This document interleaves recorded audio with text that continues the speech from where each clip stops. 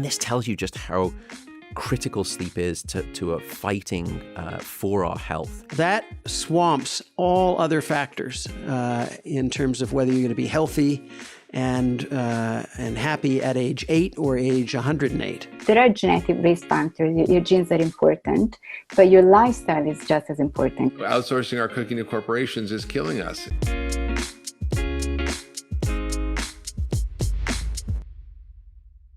Sleep deprivation you feel may be causative now, or one of the causative factors that causes Alzheimer's disease. That's right. I'm thinking, well, I often say this when I'm teaching doctors, why are we not bringing up sleep quality with pretty much every single patient that walks in through our door? Sleep really is the tide that raises all of the other health boats. It's just as you said, it's the superordinate node that if you manipulate it, it's like the Archimedes lever, you pull that, everything else, can start to come into play. Yeah, you get the sleep better, it affects your brain, it affects your hormones, it affects your genetic expression, it affects all these sort of things that we might be looking for drugs to affect those individual pathways, but you can improve a lot of them by improving your sleep. Yeah, and it's we think, well, that sounds almost too good, but don't forget, it took Mother Nature 3.6 million years to evolve this necessity of 8 hours of sleep in place, which I should note, by the way, that if you look at the data,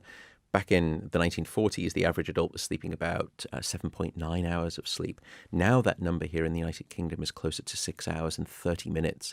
In other words, within the space of 100 years, which is a blink of an evolutionary eye, we've lopped off almost 20% of our sleep need.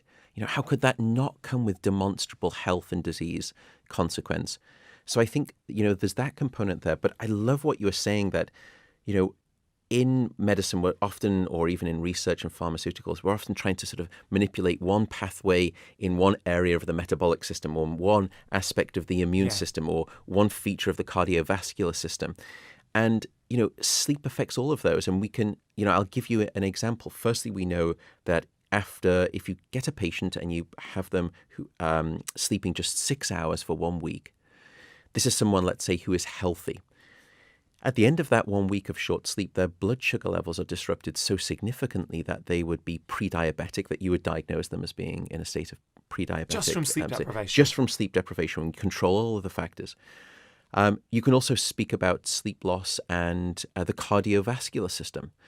And all it takes is 1 hour of lost sleep, because there is a global experiment that's performed on 1.6 billion people across 70 countries twice a year, and it's called daylight savings time. Yeah. And it turns out that when you look at that data, in the spring, when we lose an hour of sleep, we see a subsequent 24% increase in heart attacks as a result.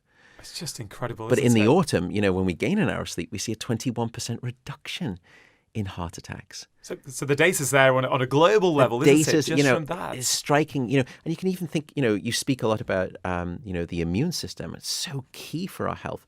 So tell us, what does sleep do for the immune system? So firstly, we can look on both sides of the coin. What happens when we don't get enough sleep?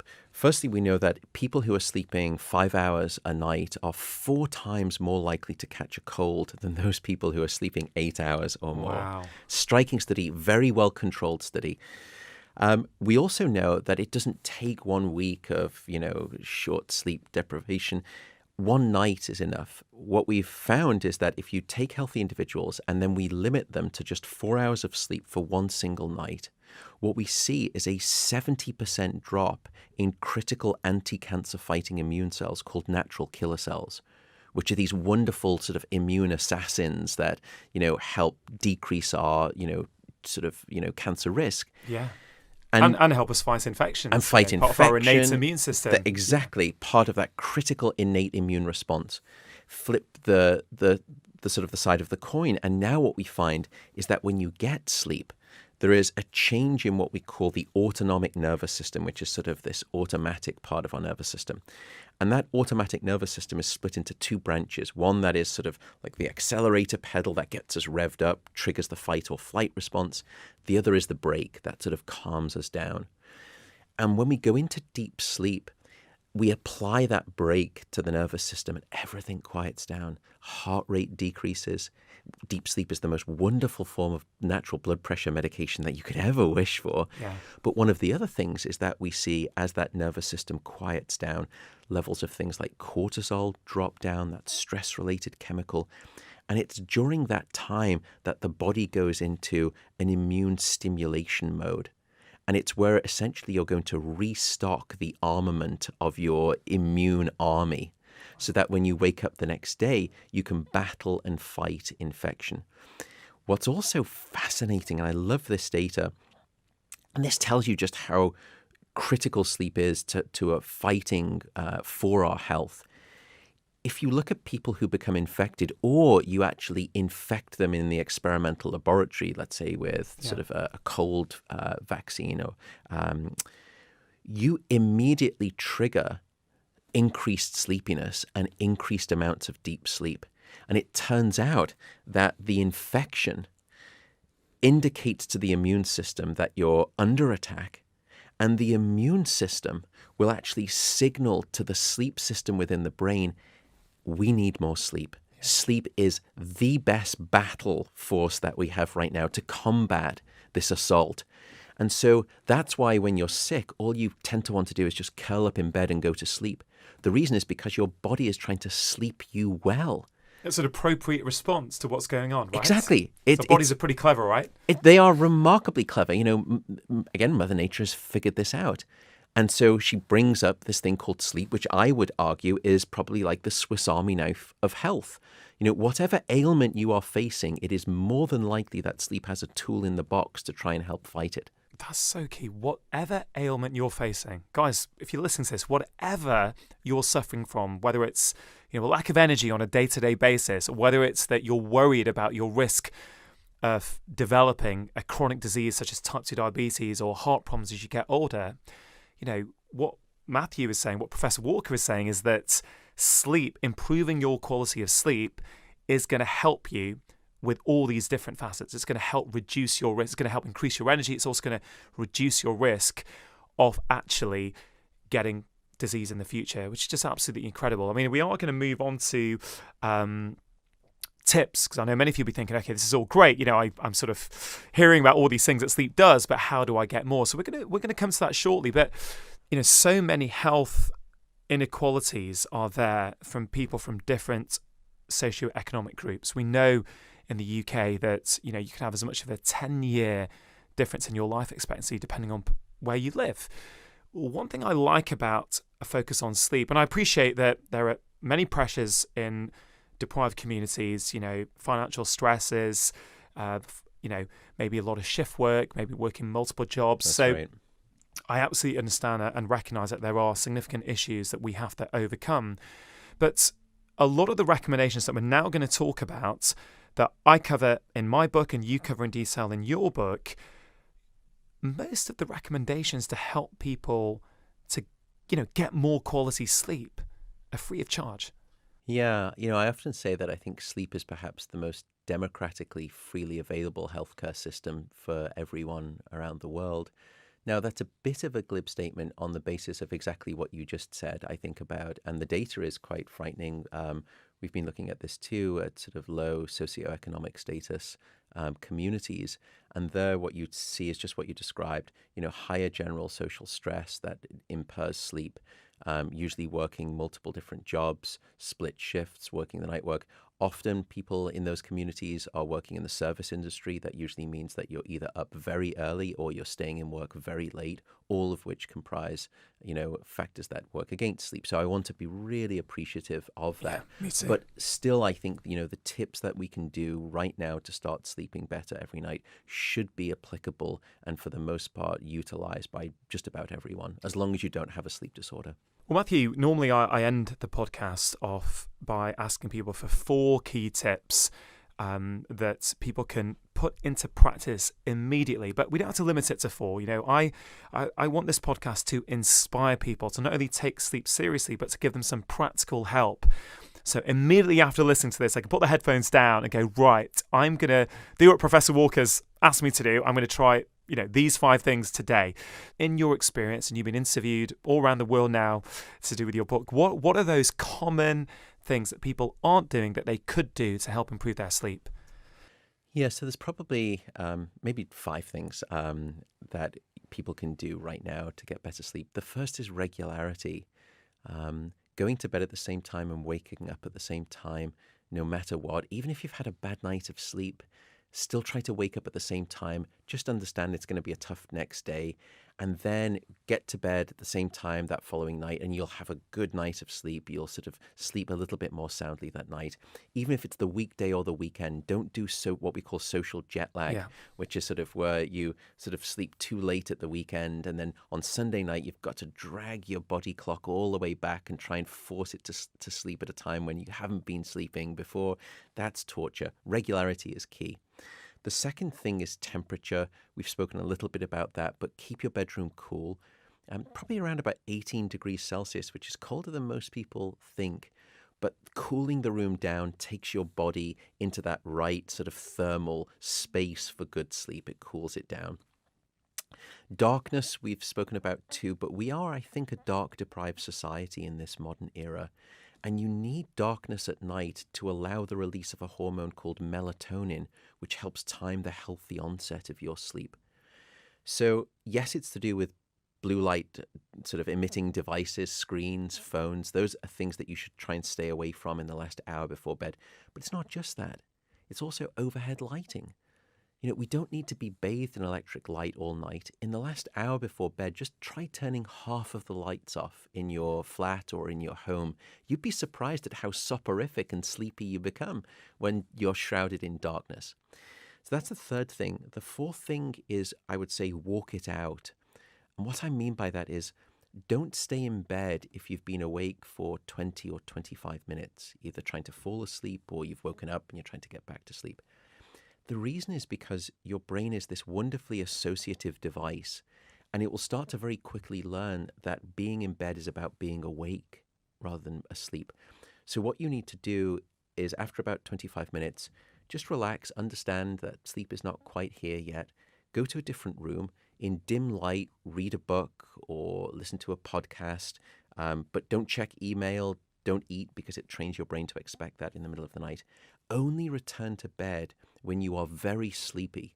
And that way your brain will start to relearn the association that your bedroom is the place of sleep rather than the place of I think wake. that's a really important tip, Matthew, that, I know even from our first conversation on Facebook, but, whenever I talk about sleep, people can often get really wound up about this and say, I'm doing all those things, I can't sleep. And they've really just, without trying to, their brain has just got into this position where it's been trained not to sleep. It's been trained to not associate the bedroom with sleep. Or, so many people I see, when I hear about on social media, are doing work emails right up to the moment they fall asleep. And we mentioned children before, and I often say, children need a bedtime routine. We know that.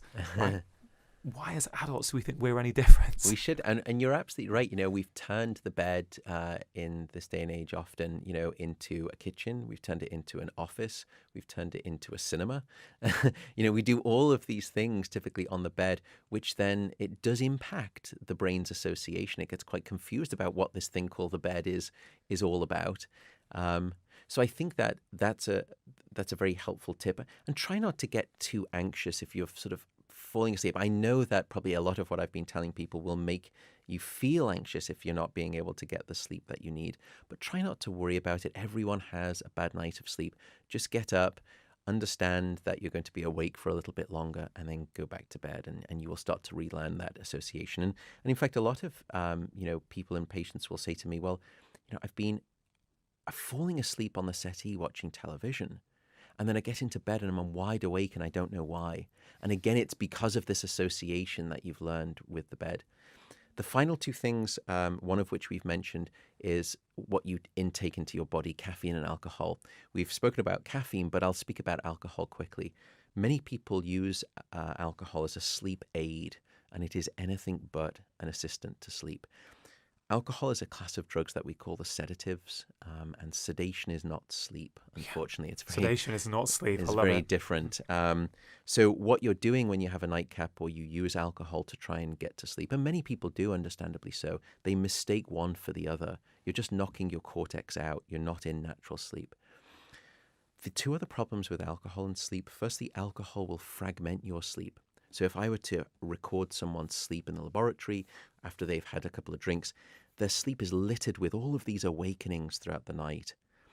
Now, you tend not to remember waking up, but the next day you feel, again, unrefreshed. You don't feel sort of bright and alert or restored by your sleep. But you don't remember waking up, so you don't link it to the alcohol. But alcohol is bad at fragmenting your sleep, produces poor quality. The final thing alcohol is good at doing is blocking your dream sleep or your REM sleep. And we know, to come back to our conversation, REM sleep is critical for emotional first aid. REM sleep provides overnight therapy. It's a form of emotional convalescence, and alcohol will block that REM sleep quite viciously. So those would be the 5 tips, I think, for better sleep. Yeah, Matthew, thanks. I love that. Just to say on alcohol, is it dose dependent? So, for example, some people say, well, I'm okay with 1 glass of wine, but 2 or 3 glasses is going to fragment my sleep. Can you comment on the dosage there, or would you advise people who are struggling with sleep to knock it on its head, basically? I know, and it's so hard for me to answer this, and this is one of the many reasons why I'm such a deeply unpopular person. But I don't think that's fair to say. But Firstly, I don't want to sound puritanical. Life is to be lived to a degree. And all of these things that we're discussing, we're trying to speak about the extremes. But I also want to empower people with the knowledge. I'm not here to tell you necessarily what you should or you shouldn't do. I just want to give you the scientific facts, and then you can make the choice. I would say, unfortunately, that even just 1 glass of alcohol in the evening, we can see that, we can measure that. You can measure that in your lab. You can see that you're not getting the same deep level of restorative sleep, even with 1 drink. Even with 1 drink. So I know it's hard, but now, everyone, should, have a social life and sort of, enjoy a drink now and again. I think the best advice would be this: if you're going to bed feeling tipsy, you probably have had too much alcohol in terms of sleep impairment.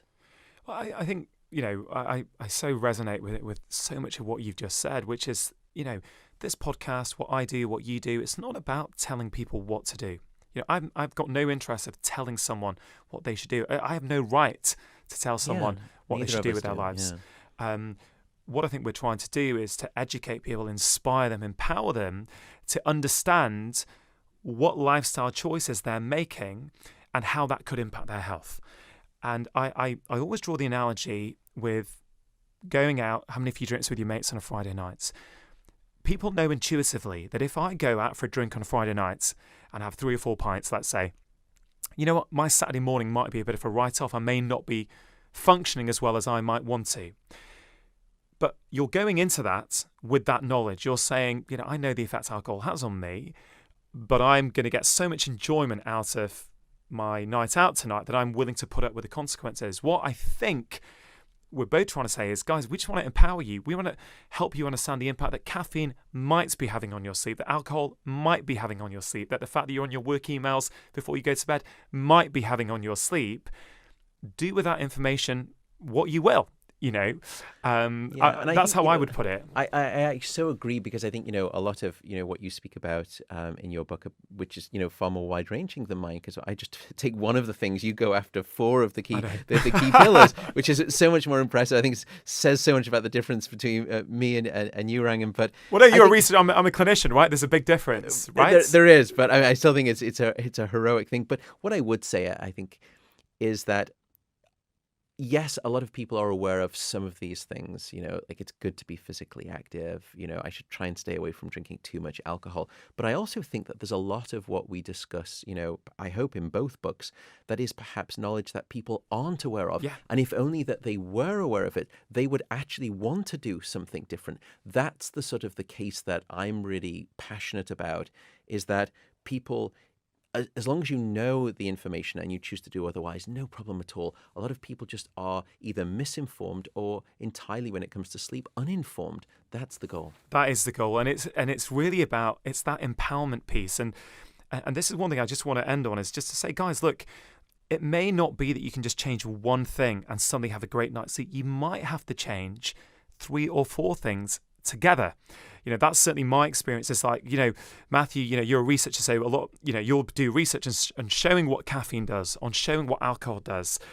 But I would say, as a clinician, use that research, but maybe you might have to try a few things. Like you might try, for example, 1 week with no caffeine and no alcohol and see how you sleep, because then you can be empowered to decide what you're going to do after that. Are you going to go back? Or maybe then, I always try and get people sleeping as well as they've ever slept. And then they can start reintroducing some of these lifestyle things that they want. And they can say, oh, wow, that's interesting. I felt great last week, but now when I have a 2 p.m. coffee, you know what? I'm not quite as good. Okay, that's going to teach me now that I'm gonna knock it a bit earlier in the day, because I think ultimately nobody's going to follow your advice or my advice simply because we told them to. I think it's only when they start to feel the difference themselves, they go, wow, I kind of like feeling good. Yeah, and I think, I love your point about just trying to give it time too. Sleep and starting to change your sleep and seeing the effects of getting better sleep. It's a little bit like exercise at the gym. You're not going to go to the gym one day and wake up looking like Arnold Schwarzenegger. It just takes some time, but if you commit to it, you will see gradual change. And it's the same thing with sleep as well. But I also think I love the idea of you putting sleep in that bedrock place and then starting to introduce the other factors. What's lovely is that many of them will actually fall in place when sleep is stabilized. And I'll give you a good example of diet. We know that without sufficient sleep, 2 critical appetite hormones go in opposite bad directions. One of those hormones is called leptin, which is a hormone that sort of signals to your body you're full, you don't want to eat anymore. The other hormone is called ghrelin, which does the opposite. It says you're not satisfied with your food, you want to eat more. And despite leptin and ghrelin sounding like 2 hobbits, they are actually real hormones. What's interesting is that when you sleep deprive people, or even just limit them to maybe just like 5 or 6 hours of sleep for a week, levels of leptin, which say you're full, don't eat more, they drop down. Levels of ghrelin that ramp up your hunger and say, I've just eaten a big meal, but I'm not satisfied, I want to eat more. That hormone skyrockets when you're underslept. So no wonder people who are sleeping just 5 to 6 hours a night will actually eat on average somewhere between 200 to 300 extra calories every single day. Yeah, so you can solve sleep and you will actually start to not want to eat as much. Yeah, and this is why a part of weight loss is to sleep better. I know you're on a really busy schedule. That's what happens when you have such a popular international best-selling book. Well, and you know all about that too. So. Well, guys, I'd highly encourage you to pick up Matthew's book, Why We Sleep. It's absolutely brilliant. It's got pretty much everything you've ever wanted to know about sleep. I think you'll probably find in that book. I look forward to when you release a later edition, when you've got newer research coming out in the future at some points. But Matthew, one question I like to ask my guests who are, leading researchers in the field is, as you became more and more aware of all this sleep research, what was the biggest thing in your own lifestyle that you changed on the back of your research? I think it was probably caffeine. I think just seeing the data and then doing those types of studies ourselves, and particularly the finding that we discussed where even if you're asleep, the quality of that sleep is just not as deep. That really got me concerned, and that's when I really started to pay attention to my caffeine content. And are you teetotal now with caffeine, or are you? So right now, yeah, I am. I drink decaffeinated tea and I drink decaffeinated coffee. I sometimes, I've ebbed and flowed between sort of having coffee in the morning. Because I do feel it's alerting benefits, but we didn't necessarily evolve to be medicated with caffeine, and I think anyone who's drinking caffeine at 11 a.m., which on the basis of your circadian rhythm, if you listen to the wonderful podcast with Sachin Panda that you did, your peak of your circadian rhythm is right around sort of the 11 o'clock period. That's when it should be almost impossible for you to fall asleep. But yet, I sometimes look around on an airplane when I'm leaving and half the plane is asleep at 11 o'clock. Yeah. And if you're self-medicating your sleep deprivation at 11 a.m. with caffeine, it usually means that you're perhaps just not getting enough sleep. And that's probably been one of the greatest, I think, influential factors. That and the impact on my productivity. I think that was the most underrated. And it actually forced me to start doing a lot of research on sleep loss and productivity that maybe on a second podcast we can talk about. We can get into, yeah. But, my ability to maintain focus and produce high-quality output work is dramatically dependent on the sleep that I've been having at night. That absolutely echoes what Professor Panda said a few weeks ago on this podcast. When he goes off caffeine, his productivity goes up. So guys, look, no one's asking you guys to cut out caffeine. I know how much you guys love it. I have certainly had my own love-hate relationship, well, more love of a relationship with coffee in the past, but I have dramatically reduced it and I'm feeling better than I've ever felt. Are some people just lucky? They're born with good genes, so they're going to age well. Or do all of us have the opportunity to do things that are going to increase the likelihood that we can also age well? Well, all is a strong word. If you've got a genetic disease that's fatal and it comes up early, I mean, there's often nothing you can do about that. But for the vast majority of us, genetics is not a prescription. It's not deterministic. It's probabilistic. It's like quantum physics. It's a statistical tendency that you might be prone to cancer or alcoholism or heart disease or living a long, healthy life. And the choices that we make in three areas can really, there's a whole lot that's still under our control. Genes make up, depending on the trait or quality you're looking at, they make up between 7 and 50% of the variability in outcomes. That leaves a whopping amount that's under our control. And it's basically things like mindset, healthy practices, and then luck. If you get hit by a bus and you get a concussion, no matter how careful you were, that could happen and that will change things. I'm curious to know what conversations you have with your patients. As you know, I'm not a medical doctor. I'm just a simple country neuroscientist. So do you talk about quality of life, and are there trade-offs in your patients where you have to say, well, look, you can do this. If you do this, it'll make you live happier, but maybe not as long? Yeah, look, I talk with my patients about a whole variety of different things. So, typically people will be in to see me with a specific problem. So I wouldn't say that many people are coming in saying, hey, doc, what can I do to enhance and optimize my longevity? You do get it a couple of times, but it's not that common. So typically the attention goes to what is that person suffering from? Now, my bias is that we over-medicate in medicine. We suppress symptoms a lot, and that often if we're careful with lifestyle interventions, you can make big changes, not just in terms of prevention, in terms of preventing getting sick, but often when people are sick, it can make a massive improvement in their symptoms. And, sometimes, you can reverse things, but I'm talking about giving patients a sense of agency over how they feel. Absolutely. Which I think is really important. I think certainly in almost 20 years of practice, I'd have to say that when a patient feels as though they can't do anything, like they've just got this condition and there's nothing they can do about it, I just see, you don't see that good outcomes there. People feel very disengaged in the process. I always want to give people a feeling that they can do something about it. Even if it's 5 minutes of meditation a day, it's going to help change their perception of it. But often what I do is when I talk to them about those lifestyle changes, I'll also explain what that's going to do for them long term. So yes, it's about helping them in the short term with their symptoms, but also I'll say, well, yeah, but this can also, sleep, for example.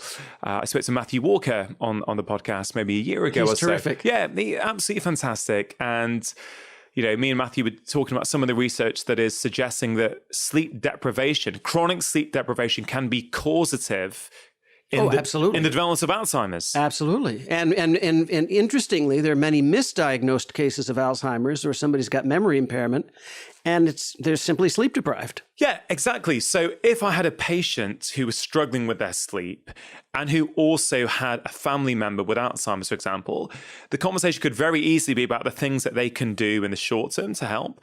But I might also bring up some of that research and say, hey, look, Alzheimer's doesn't just start, the 6 months before you get it. It's probably been going on for 20 or 30 years in your brain beforehand. And chronic sleep deprivation is one of those factors. So not only will you feel good in the short term, but you're going to help insulate yourself from potentially going down the path that your family member did. So I guess that's the context in which I might bring it up. Is that what you were getting at? Yeah, that's terrific. Yeah, I'm really interested in that, and it sounds. I agree with you completely. If I were a medical doctor, I'd be having the same conversations. Yeah, because it's for me, and I wonder if you subscribe to this, Dan, that it's often the things that we can do day to day that are going to help us feel good day to day are also the sort of things that are going to help us age well, right? Yes. Although there are some funny exceptions. What are those exceptions? Well, my favorite example of an exception is jogging. Okay. There's dozens of studies now that show that for every hour that you jog, you get an extra hour of life. So if you're jogging 5 hours a week, you're going to get 5 hours added on to the end of your life. It's a pretty robust finding. But if you unpack it a bit, if you step back and you say, I love jogging, well, that's a good trade-off. You're enjoying it in the moment. If you hate jogging, like I do, I like power walking. I can't stand jogging. Why would I want to spend an hour a day now to get an hour a day later at the end of my life when I'm, possibly catatonic and drooling all over myself? It doesn't seem like the right trade-off. I'd rather have the hour now. If it was a 2-to-1 ratio, that'd be different, but it's not. So I guess your approach is about giving people information and letting them decide what they want to do with that information. Absolutely. In fact, that's my whole thing through the last 3 books is that I wouldn't presume to tell anybody what to do about anything. I feel that my job as a scientist is to just lay out what I know about the science of various issues, whether it's productivity and creativity, as in the organized mind, or the science of trying to sort out what's true and what's not in the newspaper and in Facebook posts, the Field Guide to Lies and Statistics. And here, these are the trade-offs, these are the choices. You have to decide. It's a very personal thing. Yeah, and Dan, it's interesting. You're saying that as a neuroscientist, but I would echo that as a medical doctor. I actually don't believe it's my job to tell anyone what to do. In fact, I appreciate that because a lot of doctors are paternalistic. They are, and I fundamentally believe that you don't really connect and make long-term changes with someone when you are paternalistic and you tell them what to do. I guess going back to the book, because I do think it's really interesting, and there's quite a few things in there that I think people listening to this podcast can start thinking about applying into their own life, which is ultimately, I think, the goal of you sharing that information with people. It's, yes, to educate them, but it's also to hopefully empower them to think, hey, I could start doing that, right? So let's actually go into the sort of granular, the nitty-gritty of what it is. What is the number one thing people can do to help ensure that they age well? The number one factor that influences how you're going to fare at any age is a personality trait, a mindset, you might call it, of conscientiousness.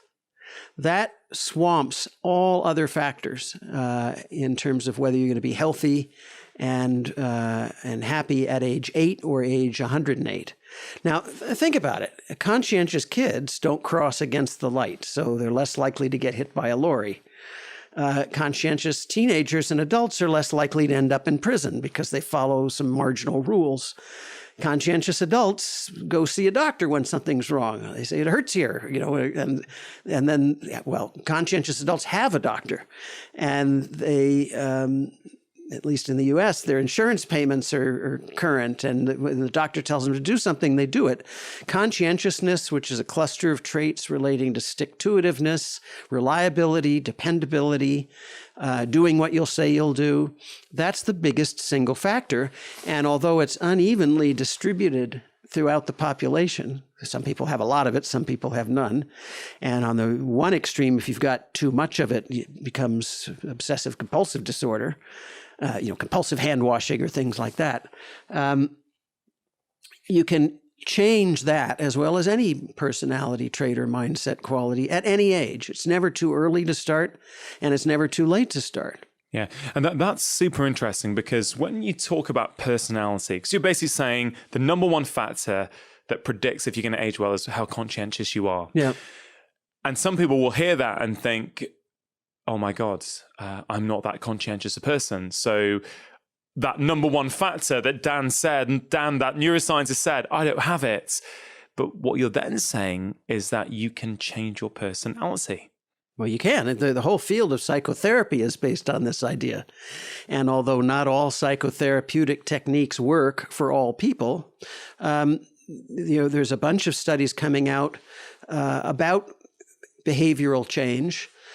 Just to take one example, cognitive behavioral therapy has been shown to be better at improving symptoms of depression and lack of conscientiousness. And this CBT is not you lying on a couch and talking about your childhood and the relationship with your mother. It's practical tools that the therapist gives you to help you reach the goals you said that you wanted to reach, sort of like your patients coming to you. CBT doesn't tell you what to do. They tell you how to do it.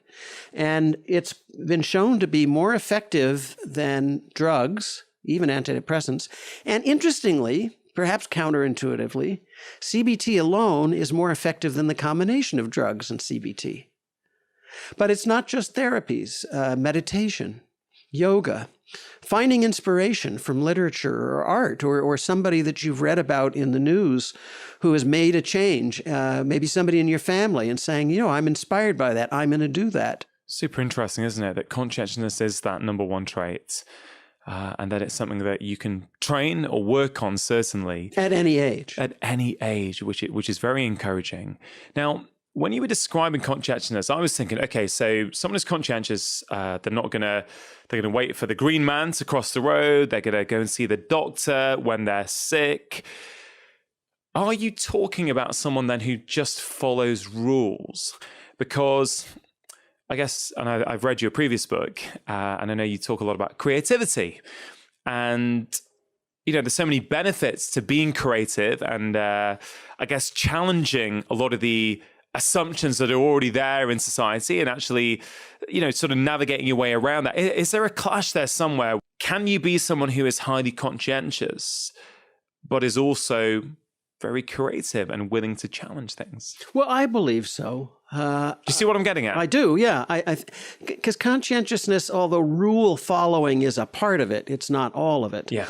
And there are cases where you really have to not follow a rule. If you're starving and you see a roll, really starving, you're about to die, and you see a roll left out on a table in a restaurant that hasn't been picked up yet, I would say you're morally and ethically justified to pick up that roll, even though you didn't pay for it. There are all these kinds of thought experiments about ethics. I think that if you had the opportunity to murder Hitler, murder is supposed to be against the rules, but there's an argument to be made that would have been a good thing to do. So, and these aren't, I'm not talking about creative acts here. I'm talking about more practical ones. But I think of the people I know, Joni Mitchell's a good example, one of the most creative people I know. And she's very conscientious, although she breaks all kinds of rules with her songwriting and her painting. She's a wonderful painter. The way the conscientiousness shows up is she finishes what she starts. She'll spend months working on a single line of a song to get it just right. That's a kind of stick-to-itiveness. And she's happy to break rules in songs. For one thing, she doesn't use standard guitar tunings like everybody else does. She invents her own. Interestingly, This is not well known, but the reason she did it is because she had polio as a child. She doesn't have I can tell you this because you're a guitarist, she doesn't have the full strength of her left fingers to be able to make conventional chords. For the most part, she can only play 2 strings at once, kind of like Django Reinhardt. So she invents these tunings that allow her to basically take 2 fingers and move them up and down the neck.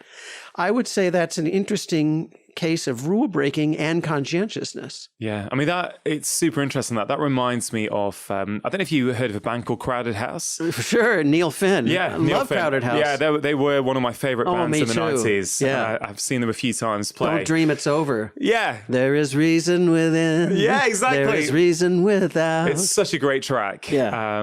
My friend Mitchell Froome plays the organ on it, the B3 organ. Oh, really? Da da da da da. Yeah, I know well. It's amazing. I mean, this conversation could fast go down a track of music, which I'm going to go down for a little bit because I'm super interested. The B3 is one of my favorite sounds. I think out of all musical sounds, I absolutely love it. And when it's just sitting there in the background, it's just beautiful. And I think that Mitchell managed to get it as close to the timbre and the sound of Booker T. Yeah. Booker T. Jones. I think he managed to get that sound, the Booker T sound, Green Onions and all that. And it's hard to do. It's all in the drawbars and it's in the micro adjustments you make with touch. Yeah. But man, he nailed it. I mean, on Crowded House, what was relevant in my head based upon what we said about Joni Mitchell is that I remember seeing an interview with Neil Finn once, and he's not verbatim, but he says something like, we're a 4-piece band, so our limitations become our strength. So he was all from certainly my interpretation of what I heard was that we're going to only record stuff or play live stuff that we can do, the 4 of us. So we're going to have to create around that rather than bringing in extra people to be able to play this part or that part or that part. It's the opposite of a latter-day Beatles or Steely Dan approach. Yeah. They're a live band like you too. Yeah, exactly. And it's fascinating that Joni also, because she's got a limitation that gives her some new creativity, because if she didn't have that, maybe she would play in standard tuning, and therefore she might not be as creative. Who knows? But it's super interesting. But I guess, Dan, we are talking about aging well and the brain, and you've written a book on music and the brain. So I'm interested, does music play a role for us in terms of how we're aging? Well, yes and no. We now believe that 5% of the population are, sorry for a buzzword, but anhedonic for music, meaning they don't get pleasure from music. And, this is just due to genetic variation or environmental factors. We see anhedonia, failure to receive pleasure, in many domains. Some people don't like chocolate. Some people don't like sex. Or being touched. Some people don't like music. But for the rest of us who do, there are some interesting connections between music and aging, some of which are well known. If you've got Alzheimer's or extreme dementia, and you no longer recognize where you are or who your friends are, you don't recognize yourself in a mirror, in many, many cases, you still recognize songs from your youth. They're preserved. And this is not just kind of a cool fact. It's an essential part of adults living with cognitive impairment in relaxing them or causing them to be less agitated. Imagine what it's like if you look in the mirror, you don't recognize who it is, you were put in some home or facility after your memory impairment started, so you don't know where you are. You don't recognize the caregivers who come in every single day. And often we see in these patients, as you well know, a great deal of agitation and anger. And of course they're angry. They don't know where they are. But you put on the headphones, the earbuds, whatever, you play them a song from when they were 14 years old. They suddenly reconnect with themselves. There's home. There's something in their memory that they recognize, and that's who I am. This is something I can get a hold of. And we find that in these cases, the patients as well as their families are tremendously relieved. Now, that's sort of an extreme case of music. A less extreme case that's not as well known is that older adults who start to learn an instrument, or if they already play a new instrument, that learning is neuroprotective. One of the many myths that I try to bust in The Changing Mind is that you can't grow new neurons after a certain age, or you can't make new neural connections. Neuroplasticity, the buzzword for making new neural connections, new synapses, that goes on your entire life. And the more you can learn, especially new things, the more neuroprotective it is, because you're building up neural and cognitive reserves.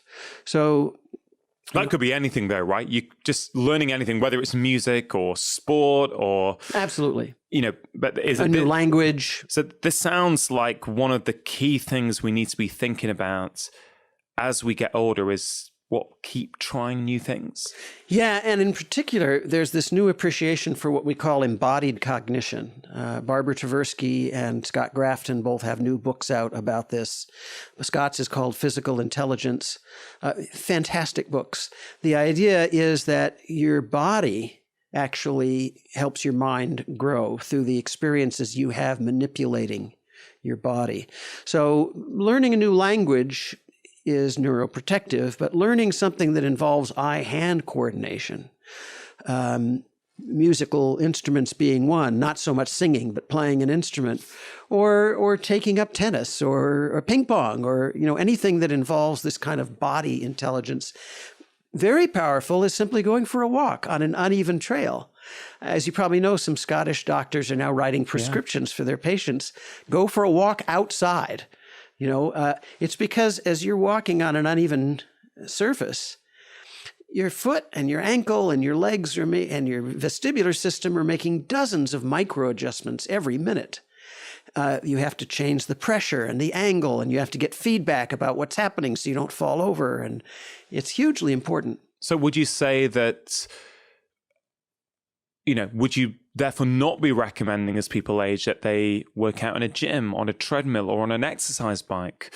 Or can you do a bit of both? Well, you can certainly do a bit of both. I mentioned at the beginning of our conversation, I've changed a few things in my own life. One was I didn't know about sarcopenia. How would I? As I say, I basically know about stuff from the chin up and a little bit of spinal cord. But sarcopenia is to muscle what osteoporosis is to bone. And so I've started doing resistance training. I go to the gym. I'm not trying to bulk up like Arnold Schwarzenegger, but I do a round of 12 different weight machines just to keep my muscles going. I spend about 40 minutes there 4 or 5 times a week. Jane Fonda told me she started doing the same thing. Do you enjoy it? I do. I couldn't tell you why, but I do. And I also do the elliptical because I'm trying to get my heart rate up, and I do what's called high intensity interval training. But better than both of those really is the difference between sedentarism and moving outdoors. If you only do one thing, you should move outdoors. But yeah, adding the others is great. Yeah. I mean, that's great because there's a lot of information we're giving people, and sometimes getting too many things to do, too many things that are great to do, can sometimes seem a bit overwhelming. You have to prioritize. Now, if you're in a wheelchair, get somebody to take you out. The visual stimulation of being in nature is neuroprotective, not as much as if you're walking. And if you can push your own wheelchair, even better, or walker. Yeah. Now, Dan, you've got a long history in music, haven't you? You're a music producer as well? Yes. Yeah. And I heard you on an interview recently talk about you had the opportunity to meet Sting once and you scanned his brain. Yeah.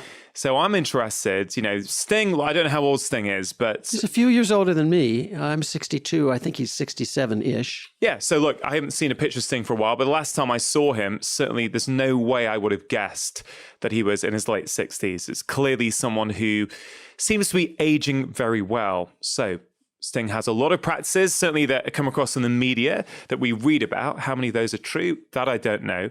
But when the tantric sex is not true, for example. It's not true? No. Okay.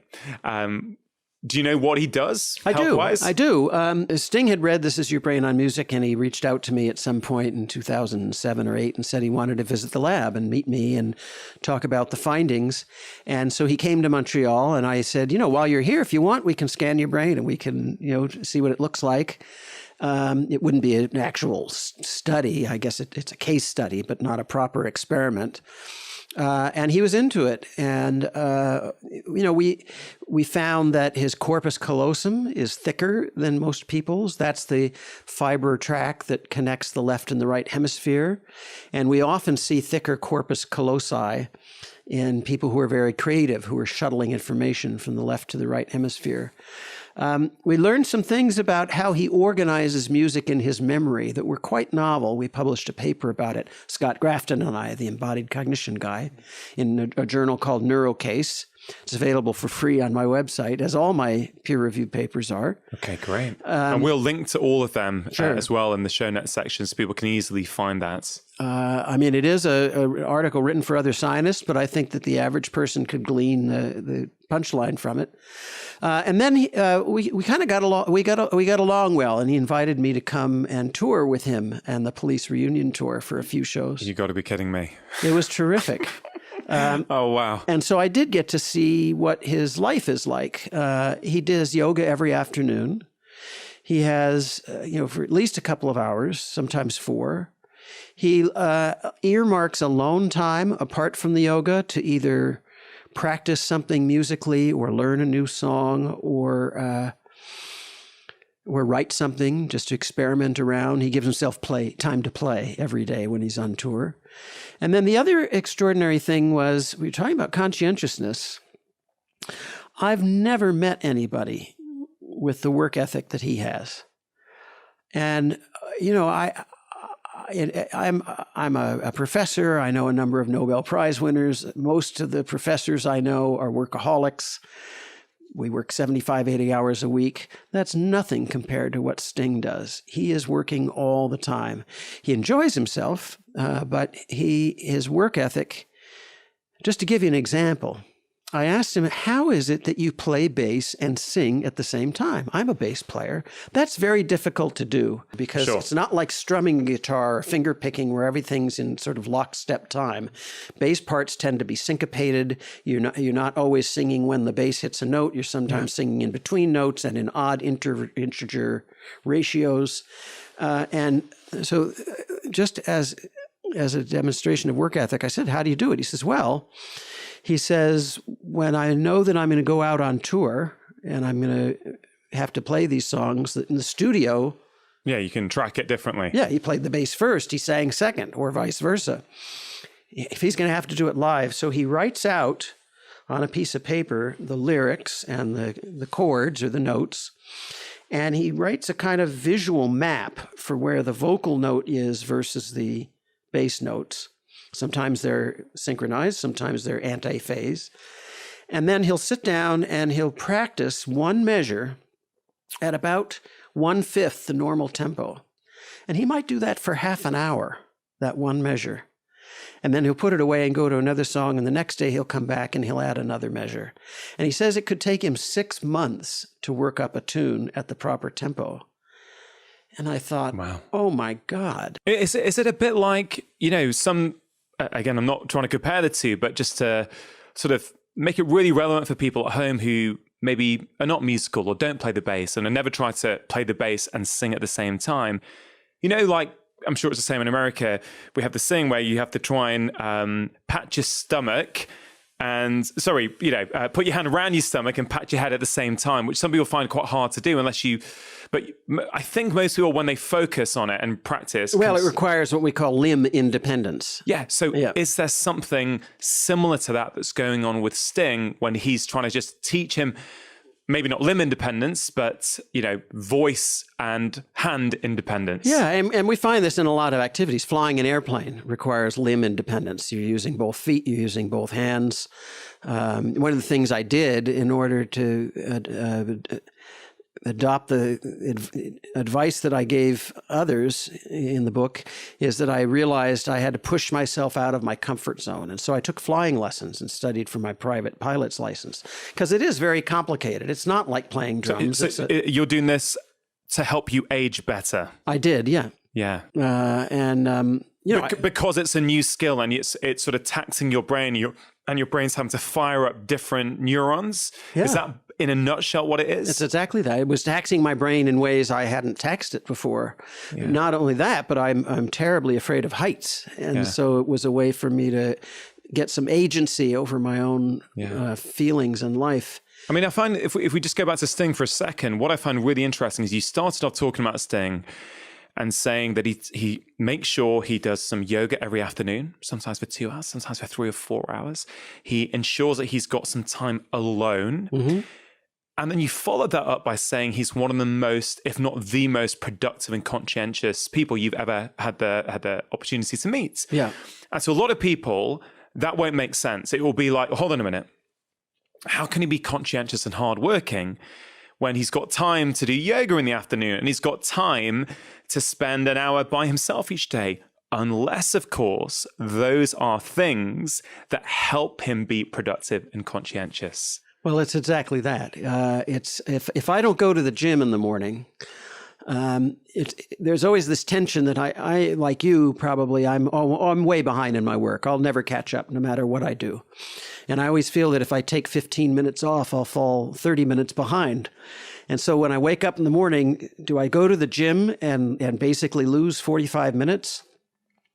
Well, for me anyway, if I do, I gain that back later in the day in terms of productivity. I get more done in an hour of work if I've had that. And Sting must have worked out that these things help keep him on an even emotional keel and help inspire him to do his best.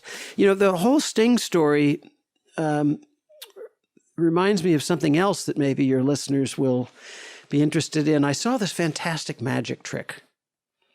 It was the signature trick of a guy named Glenn Falkenstein, who's passed away. And I saw it several times. And what he does is he goes into a room, you know, it's usually a concert hall or a venue. And he's on the stage, and his assistant puts some silver dollars over his eyes and then wraps them with plastic and then puts on some sort of thing to block his vision even more. And then she goes out in the audience and she asks somebody to, without saying what they're doing, pull something out of their pocket or their purse or off their table and hold it up. And so I was a participant in this a couple of times. I love this trick. One time I pulled out a credit card, and she says to him, "Okay, this person is ready. Do you know what he has?" And Glenn says, "Well, it's a credit card." And she says, "Okay, what else can you tell us about it?" And he says, "Well, it's a Visa. It's not a MasterCard or a Diners Club or an Amex." She says, "What else? Can you tell us anything else?" He says, "Well, it's the Chase Bank." And she says, "Okay." She says, "And now I'm wondering if you can read off the numbers, the 16 digits." And he does, in groups of 4. After each one, she says, "Keep going," or, "That's right. What's next?" These kinds of things. Now, I imagined that this was a super high-tech trick, that she's got a hidden camera in her hand, and the reason for all of this stuff around his eyes, that he's got some kind of a screen, or maybe he's got an earpiece and somebody is, talking into his ear. He can read off the serial number of a dollar bill. People pull out a lipstick. He can tell you it's an Estee Lauder and it's this color, and it's amazing. And so right before he retired, I asked him how he did the trick. And of course, magicians aren't supposed to tell you, but he had retired. He worked on that trick with his assistant for 5 years. Everything she says is code. When she says, "This person's ready," that means it's a credit card. She says, "Are you ready to start?" That means it's a bill of some sort. If she says, "Okay, let's go," that means it's a piece of silverware. It's the most elaborate code you can imagine. And they memorized it. It took them 5 years of working on this 2 hours a day. But in the end, to me, that it's a marvel of conscientiousness and work ethic. But in the end, they had this amazing trick that nobody can figure out. I mean, it's incredible to hear that. And it's incredible to hear the capacity of the human brain. It's incredible to hear that story, Sting's story, and just think how hard and how dedicated some people are to mastering their craft. And then I'm always thinking about, how can I bring that back to someone who's out on a run at the moment, who's listening to this, who maybe like the title of the podcast, thought, oh, how I'm going to age well. And then what can they take from that into their own life? And I guess it's, as you said right at the start, the number one trait that's going to help you age well is conscientiousness. So I guess, can you finish a task you started? And not only that, but can you do the best possible job you can? Can you do not just good enough? Can you try to push yourself to do more, to do better? Can you grow in whatever it is that you're doing? If it's keeping a garden, if it's cooking for yourself and your family, if it's choosing vegetables, learning which ones to choose at the market so you get the most flavorful and healthy ones with the most nutrients. Any area of a human endeavor where you can learn and keep learning is what's neuroprotective. And it's fun. It is fun, yeah. It's curiosity, really, which is a separate trait. It's number 2 on the list after conscientiousness. Is it really? People who are curious do better in life. So conscientiousness and curiosity, the 2 C's of aging well. Right. And, with this book, like all my other books, the version of it that got published was roughly version 52. That is, I wrote the manuscript, I went back over it and rewrote it entirely 52 times. I've never published anything that I had fewer than 12 revisions on. And those tend to be short articles or scientific papers where it's, there's a formula. But for the books or for the New Yorker articles or things like that, it's always 40 or 50 drafts. And I have this friend named Mike Lankford, who is the best writer I know. He published a wonderful book that I think you'd like called Life in Double Time. Okay. About his early years as a drummer in a touring band that nobody's ever heard of, but it's hilarious and insightful. And then he wrote another book, which is both of the 2 of my favorite books of all time. The other one is Becoming Leonardo. It's a biography of Da Vinci.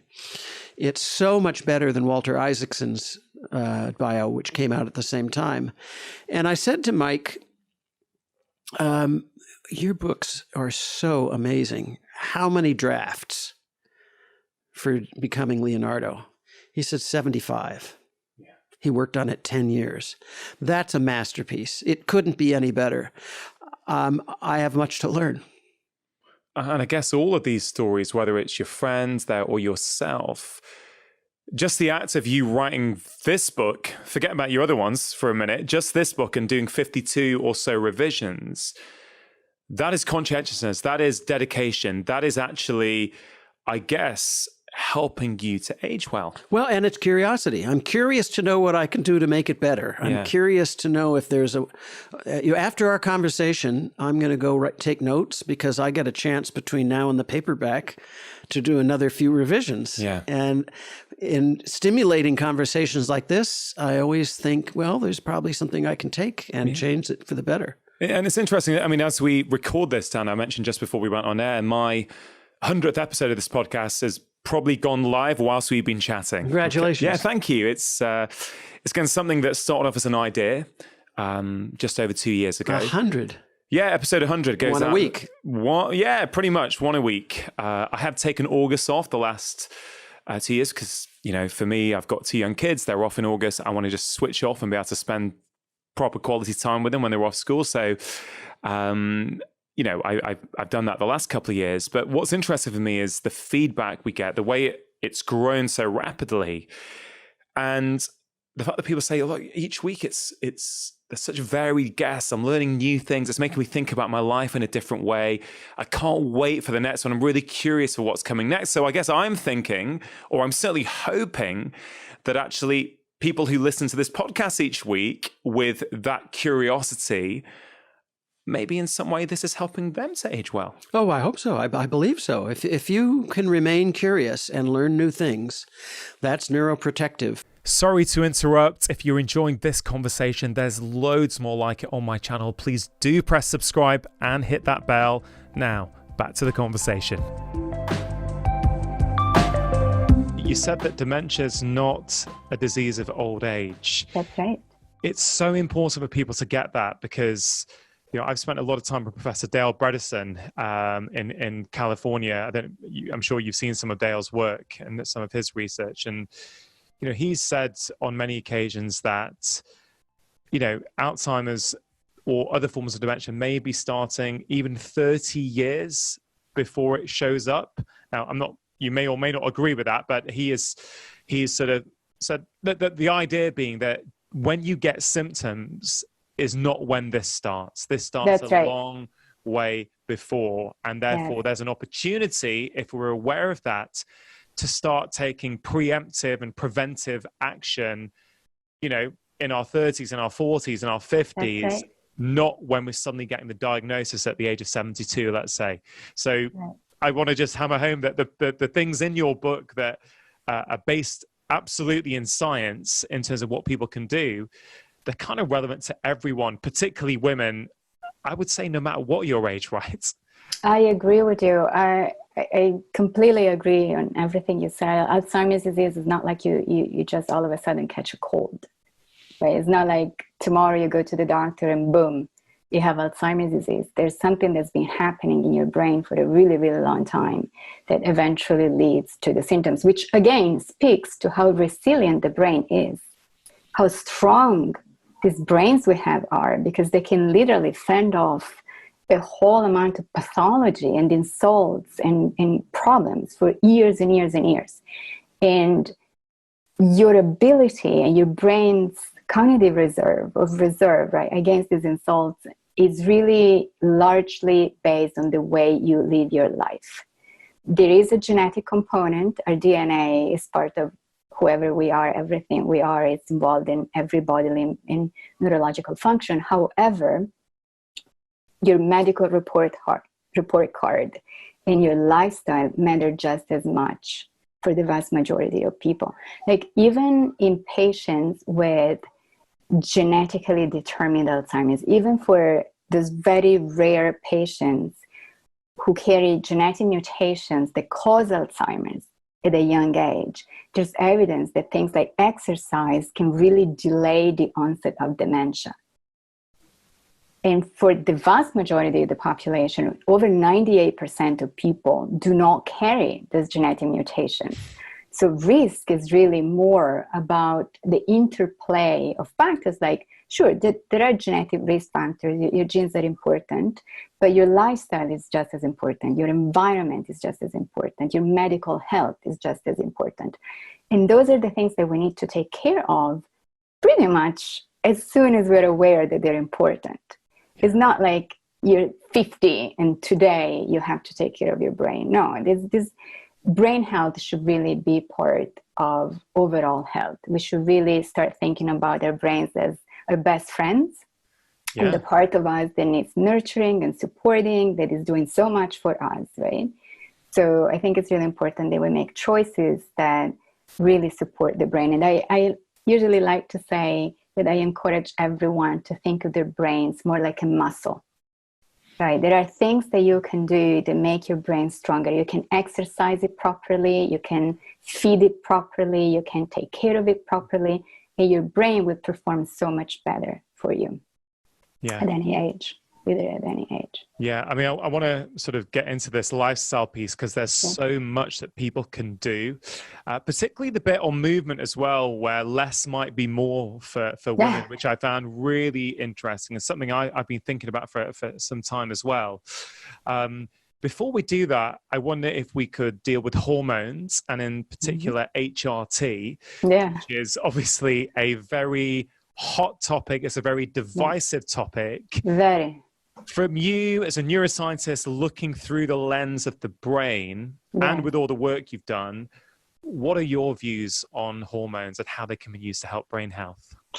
My views are that hormones are important and that the field has not developed the way that one would hope, especially as far as our brains are concerned. And I could talk about this for days to just give you the full detailed picture. But I think the bottom line is that preventing Alzheimer's or minimizing the depression and anxiety is not the same as treating hot flashes, right? So we know that hormonal replacement therapy is very effective at reducing, minimizing, and in some cases completely eliminating hot flashes for women who can tolerate the medications. Some women are not eligible for hormonal therapy for menopause, but most women are.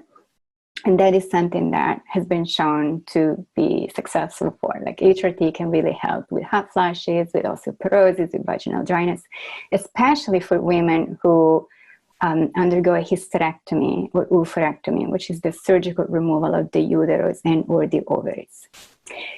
Now, when it comes to brain health, things become really complicated because the research is just not there.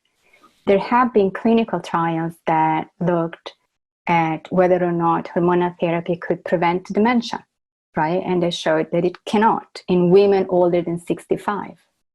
So they were looking at women who were like 15 years post-menopause, and they were given hormones at that point, which is too late. It's just too late to start.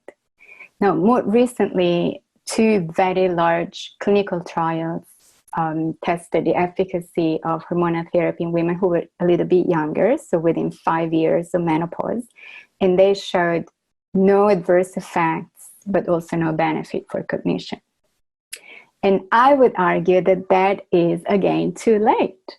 We were talking about the lock and the key in the lock, the analogy, and the timeline is very important, because what happens in physiology is that this system where the hormone locks to the receptor is really age dependent. What happens to the receptors is that if you don't have hormones blocking for a really long time, the receptor shuts down. It just closes. The lock is no longer a lock. It just turns into a piece of door. So if you try to give the hormones then, nothing is ever going to happen, right? Yeah. You need to have plasticity. You need to have the hormones and the receptors. If the receptors said, okay, sorry guys, too late, there's no point giving hormones. So what we're trying to do right now is to better clarify this window of opportunity for brain health. And the way that we need to do it is not just by theoretically putting women in a clinical trial, but we need to look at their brains. We need to probe the system. Are these receptors working or not? Are they active or not? Does it make sense to give you hormones at this stage in your life as a woman? Yeah. So I think this is missing, and it's hard for me to answer the question without the right information. Right now, the question is, we don't know. Maybe for some women, especially women, again, who do receive hysterectomies and oophorectomies prior to menopause, the current recommendation is to take hormones. Yeah. Because that's been associated with a lower risk of Alzheimer's disease, a lower risk of osteoporosis, of hot flash, a lot of symptoms. For other women, the answer is that we don't quite know yet. So a couple of things there. So again, I don't want to quote Professor Bredesen because he's not here, and so I want to make sure I'm accurately describing some of his work. But Dale very much takes a multi-pronged approach when he's trying to help a patient. So he is saying, he would try and change 7, 8, 9 different factors together, rather than typically it's, we'll try this one thing. Does it work? No, that's shown. It doesn't work. We'll try something else.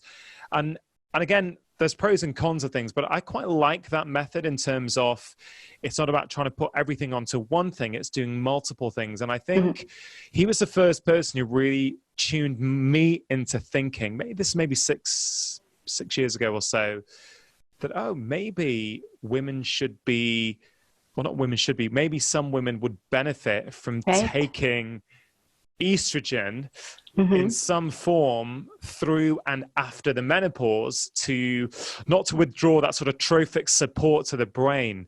And I found that really interesting because, as a husband, I was thinking, oh, well, when my wife gets to that stage, it's gonna be rough. No, I thought you were worried about.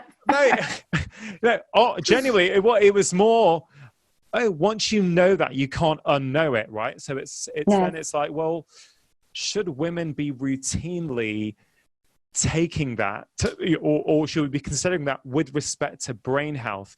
Right. And then, where I get conflicted in my head is that, we've looked through the evolutionary lens before about what men and women used to do when our brains were evolving. So I don't know if you're familiar with any work on this. I'm not. If you go to something like the Hadza tribe in Tanzania, for example, hunter-gatherer tribe who are still living their traditional lifestyles, right? In terms of their hunting, their gathering, they're very much living these low stress lives that are out in harmony with nature. I wonder, do they have a word for the menopause? Do they suffer menopausal symptoms in the same way? Right. Is it, I don't know. I wonder if you've come across that at all, because I think that would be really interesting. It is really interesting, and we do know that the experience of menopause really changes a lot depending on different cultures. Like in Asia, women do not report nearly as much discomfort as women in the United States of America. So I think, yes, there's a genetic component, but I think the lifestyle. Stress must be big, right? Stress is huge. Yes. I want to dive into this, but this is probably a good time to get into stress. Yeah. I can say this is not a scientific trial, but in my clinical experience, a lot of my female patients who come in with significant menopausal symptoms also have high degrees of stress in their life. Now, of course, makes sense to me. It could be that symptoms are getting bad and are not getting treated, which causes a stress. I absolutely recognize that. Yeah. But when I've really tried to unpick lifestyles for a number of years before it, stress seems to play a really big role. And I think, as you've explained in the book with the pregnenolone steal, there is a way that stress literally impacts and changes this kind of symphony of hormones in your body. So I wonder if you could expand a bit on stress and what that does to the brain. Sure. So stress can literally steal your hormones. And that's because cortisol, which is the main stress hormone, is in balance with your estrogens. Because the body uses the same molecule, pregnenolone, which you mentioned before, to make cortisol and the sex hormones. So if you're super stressed out, like chronically stressed, your body will necessarily have to shift production of cortisol by taking the pregnenolone away from your sex hormones. And then you're going through menopause, or perimenopause, you're stressed out because you're a middle-aged woman with most likely a job, a family, elderly parents, you have no time for yourself, you're having hot flashes, or you're not feeling well because of hormonal changes. And then you also have the stress in your life and your hormones are going down further. So it really kind of turns into a vicious circle, right? Where the more stressed you are, the more symptoms you get. And who knows how we can stop it. But I think sometimes hormonal therapy might be a gateway to break the cycle. Sometimes it's more about lifestyle. There are things that we all can and should do to keep stress at bay. And that is so important, not just for hormones, but also really for brain health, because something we don't talk about enough, I think, as a society, is that too much stress is not only bad for your heart, it's also literally bad news for your brain. And there's this incredible study came out last year with hundreds, probably thousands of people who got brain scans, and they were middle-aged, like 40 to 65. And what they showed is that if you have high cortisol levels, that really correlates with brain shrinkage already in midlife and with a worsening in memory performance. So high stress can really negatively impact your ability to recall information already when you're 50 years old. And what I thought was particularly scary is that the brain shrinkage, when they actually looked at gender, they found out that the brain shrinkage was only found in women who were post-menopause. which is, again, the gender bias. They didn't look at gender as a predictor. They were trying to remove the effects of gender, but then they realized that there was something really hard to get rid of. Yeah. And it turns out that it was the fact that only women and not men, only highly stressed women show brain shrinkage. I mean, this is massive. You're basically saying that stress affects the brains of women differently than the brains of men. That's right. It looks like men's brains are more resilient to stress, at least in midlife. And again, these studies are all the average, right? We're comparing the average man to the average woman. It tells you nothing about outliers and women who can tolerate stress beautifully and men who really suffer. But on average, women's brains tend to shrink in midlife when your stress levels are really high. And when you say midlife, are you specifically talking about 65. What was that, sorry? 40 to 65. 40 to 65. So yeah, coming into that age of the perimenopause, I guess, and beyond. Yeah. I guess that really begs the question for me. And I have, men and women of all ages listening and watching this show. But if that really is the case, then in some ways that turning point to 40 is quite a significant one, in the sense of, look, of course it's going to be different in different people. And of course, these are just generalities, and it's, we can't say it's the same for everyone. Right. But it's almost like saying, hey, look, between your 20s and 40s, while you're building up life, figuring out who you are, what you want to be, tolerating all these kind of stresses, maybe there needs to be, again, like a step change in the way we view stress, particularly, let's say, for women at the age of 40, and go, hey, look, maybe I could get away with it 20 to 40, but over the next 10, 20 years, I've got to be careful that I take some time for myself. I take some time to switch off, that I don't take on too much. And I know it's hard because culture is pushing us away from this. And I think that's another big piece of the puzzle here, which we sort of touched on at the start, which is, I think a lot of people have it tough in society, but I think women have got it super tough. Even in this pandemic, Lisa, yes, we do. By and large, in my network, right, in the patients I've spoken to, and in my network, and if I'm honest, in my house, women have taken on the bulk of the caregiving duties, the sort of childcare duties. Of course, it's not in every case. No, for sure. But I think that would be that I know has been incredibly stressful for many women. For sure. We we got 6 months of lockdown. I thought it was going to lose my mind.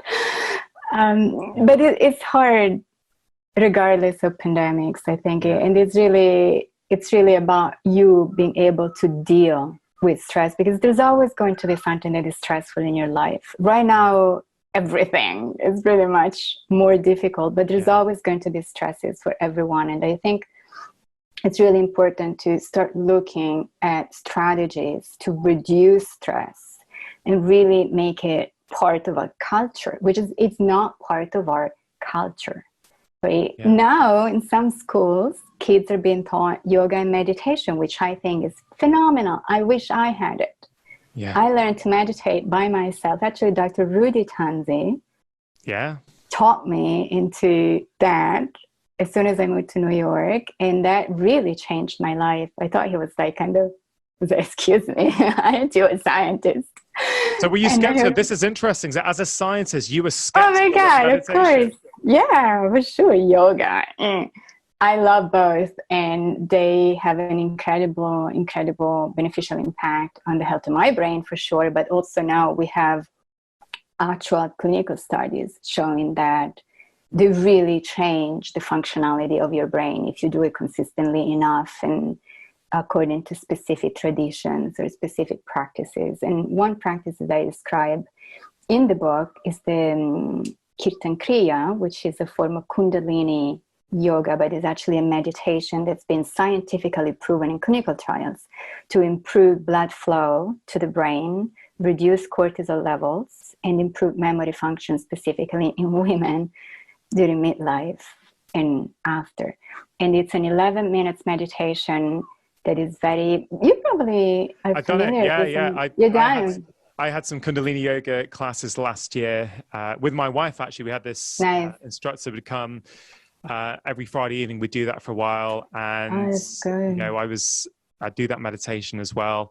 It's so fascinating for me to hear the skeptical scientist. I was so skeptical. Is now rocking out Kundalini yoga. You know, it's brilliant. Yeah, I'm more into running. I'm more of a runner, but yes, I think it's fantastic, and I think there are tools that may not work for everyone, but I think there are so many different options and so many different forms. It's like exercise.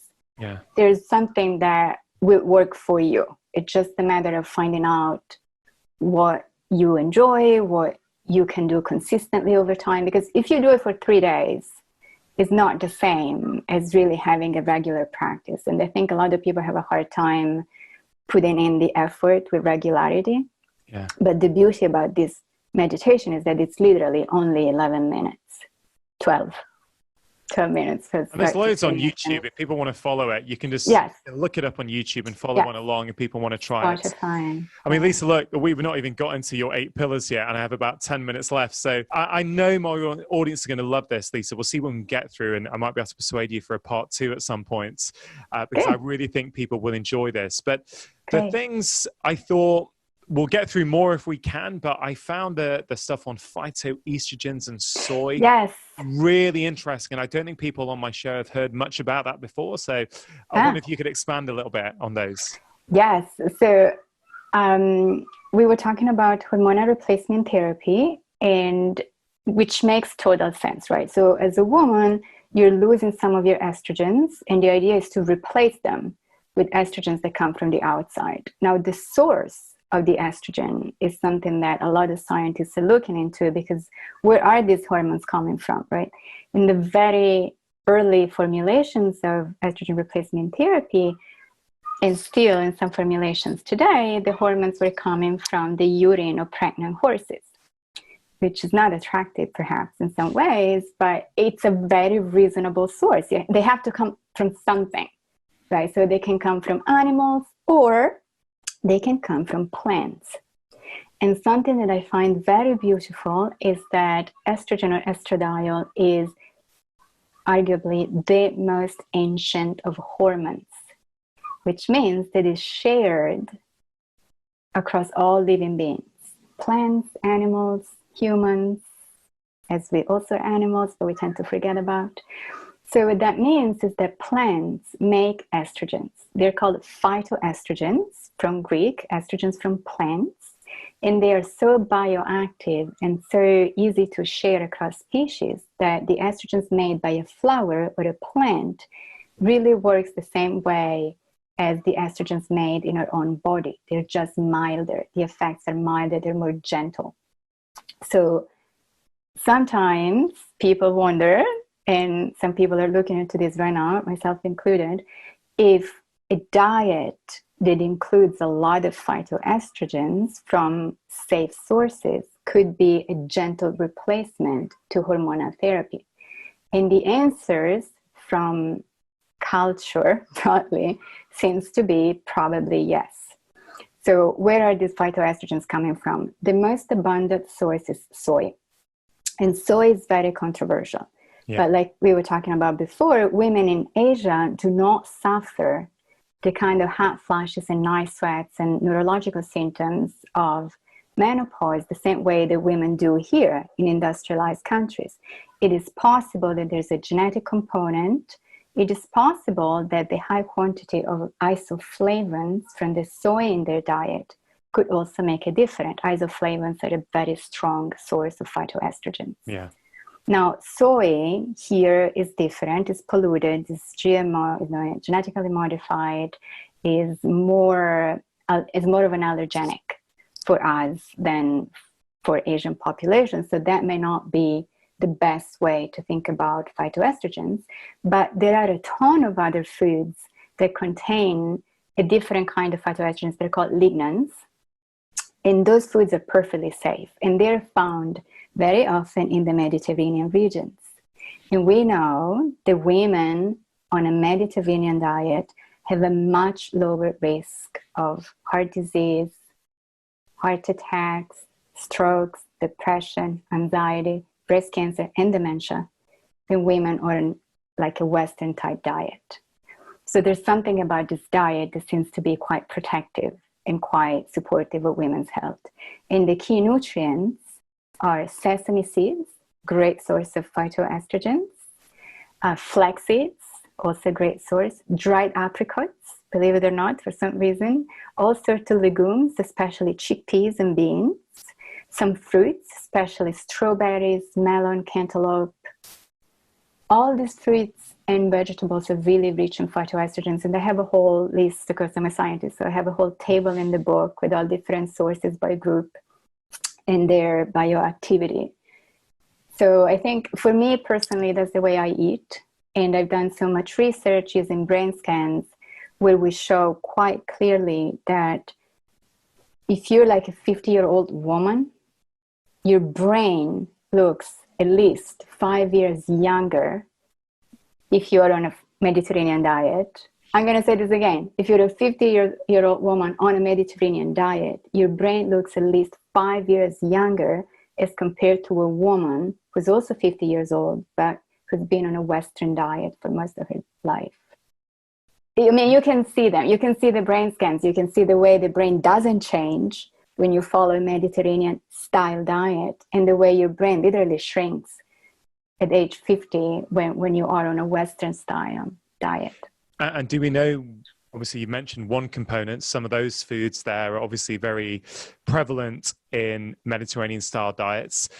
The term Mediterranean style diet gets misinterpreted quite a lot, and lots of people use it to make the case for different kinds of foods. And so I wonder, and I appreciate you've written a whole book, Brain Food, on different foods for your brain, which is well worth reading, and so lots of practical advice in that and lots of specific foods. But, you know, is there some general broad principles of what you're talking about when you say the Mediterranean diet? Yes. And I think, again, it's important to say Mediterranean style diet, because otherwise it becomes really impractical. Even for me, I can't find the same foods here that I used to eat in Italy growing up. But the point is plant-centric. So vegetables and fruit and grains and legumes are really the focus of the diet. When we use condiments, they're more like unrefined vegetable oils, like extra virgin olive oil, flax oil. Flax oil is incredible for vegans. I know there are so many vegans in England, and a lot of your followers are vegan as well. I'm on and off vegan forever. Flax oil is the oil with the highest concentration of polyunsaturated fatty acids, even more than extra virgin olive oil. And one concern about veganism is that unless you take supplements, your omega-3s could be quite low, because especially the kind of omega-3s that are so important for brain health, so the DHA, because plants contain AHA that the brain needs to convert into DHA, and up to 70% is lost in the conversion. So just 1 tablespoon of flax oil is pretty much more than half of all the omega-3s that you need for the day. Wow. So just a tip, because I was very excited when I found out. I did a lot of research on that. But that's a great practical tip for people. Yes. Super great practical. That's something people can do right now. If they, after this podcast, they can actually order something and actually start bringing it into their diet every day, right? Yes, it's very yellow. It tastes really nice. It's great with salads. So why not? Fantastic. It's a good tip. Yeah. Also, fish is a big part of the Mediterranean diet, whereas meat and dairy products are considered more like a treat, like an occasional treat. It's a very flexible diet. It's a very reasonable diet. It's not, is not in any way suggesting deprivation or food restriction, which I find very sensible as a scientist. We always talk about diversity in the diet as being real key to health. The whole invention of cereal was one of the biggest scams propagated on humanity. I mean, when you think about it, it was Kellogg and others who wanted to take, grains and turn them into cereals. But the cereals that we're eating now are mostly sugar. They're like 75% sugar, some of them, in terms of when you look at the carbohydrate, they might have 6 forms of sugar in them.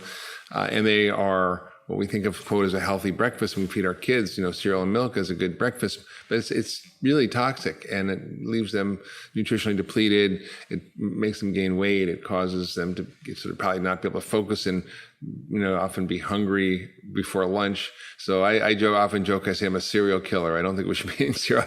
We need protein and fat for breakfast, not sugar.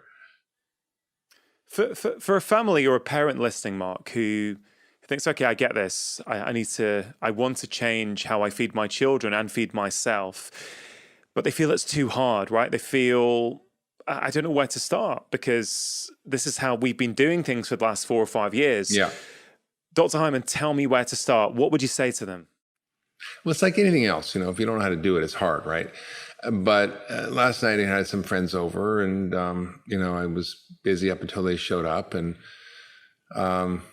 I threw some sweet potatoes in the oven an hour and a half before they came, let them cook. And then we made really simple salad. I made some stir-fried mushrooms and some grass-fed steak. And literally the whole thing took 15 minutes.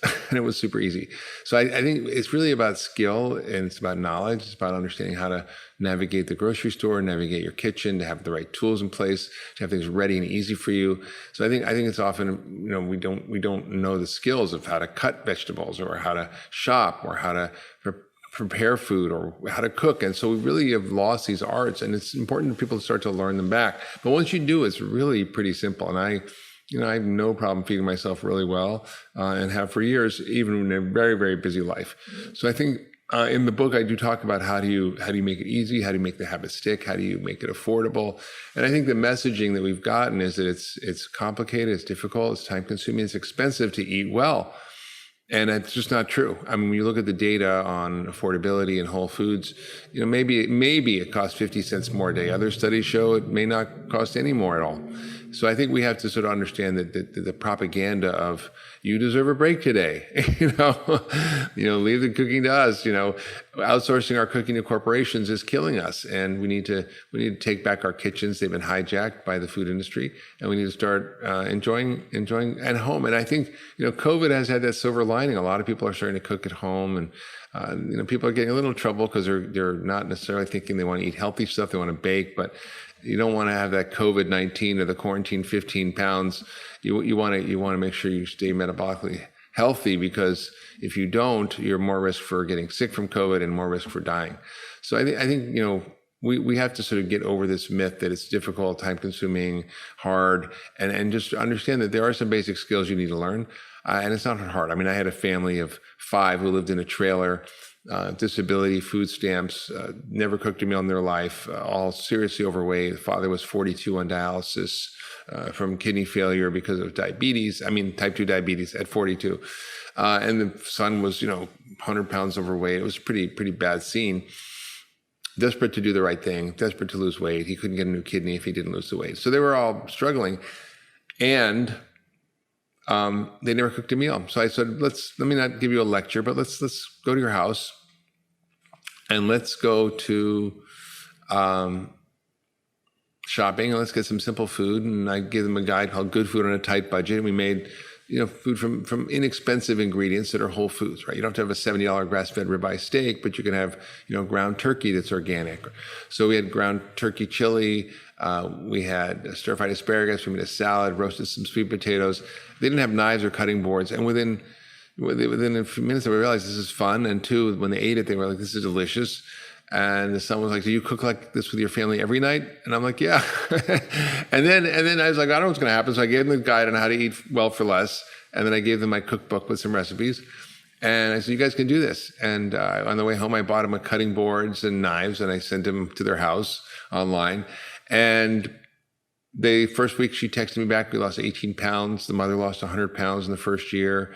The son lost 50, he gained it back. He went to work at the Bojangles, which is a bad fast food store, but then ultimately ended up lost 138 pounds, going to college, into medical school. I wrote him a letter of recommendation because of a simple meal that we cooked together that changed their lives, right? Just think about that. It's not like you need, 10 years of culinary education. Just here's how you chop things. Here's the principles of stir frying, baking, roasting. Like, it's just really simple. And it was just so powerful for me to have that insight that people don't really know. It's not a lack of desire. It's a lack of knowledge and skill. And again, it's not that hard to get those skills. So I think, we're really only one meal away from a real food revolution. Jamie Oliver really has talked a lot about this. If we can just get a couple people to cook, everything's going to change. And I agree.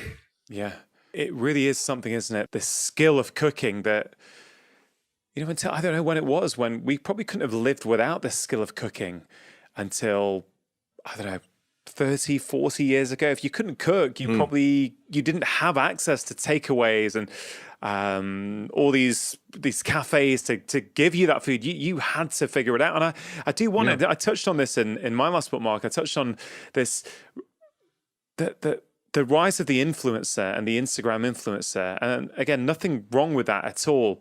But sometimes I feel that people who don't know how to cook and they're a bit scared and a bit intimidated, and then they follow food influencers and they see this gorgeous meal that is picture perfect. And we think they just whip that up in their kitchen. We don't realize that, a lot of food photography, is set up over 2-3 hours to actually get all the lights right. So it actually, looks the right way. And then they think that their standard leg of lamb, broccoli and potatoes is like somehow a failure compared to what they see around them. So there's that myth to sort of bust as well, I think. Absolutely. It's so funny that it is, listen, if you want to be a 5-star chef, fine, a Michelin chef. I'm not looking for that. I'm looking to make simple ingredients into delicious food.